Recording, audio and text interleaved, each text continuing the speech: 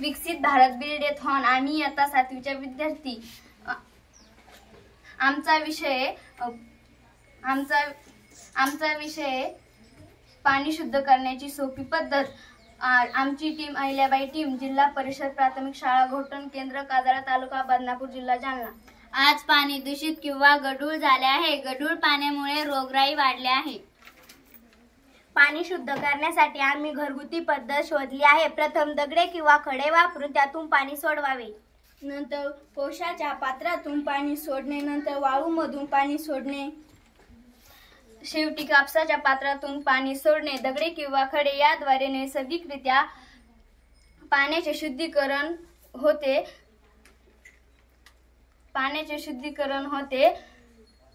तसेच झरे वगैरेद्वारे जे पाणी नैसर्गिक पद्धतीने शुद्ध होते ते दगडामधून शुद्ध होते।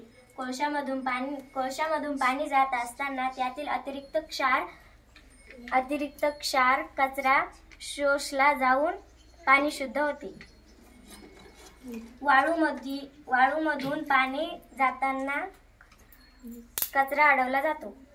कापूसमधून पाणी जाताना गाळण होऊन पूर्णतः पाणी शुद्ध होते। अशा प्रकारे घरगुती पद्धतीने पाणी शुद्ध करता येईल। धन्यवाद।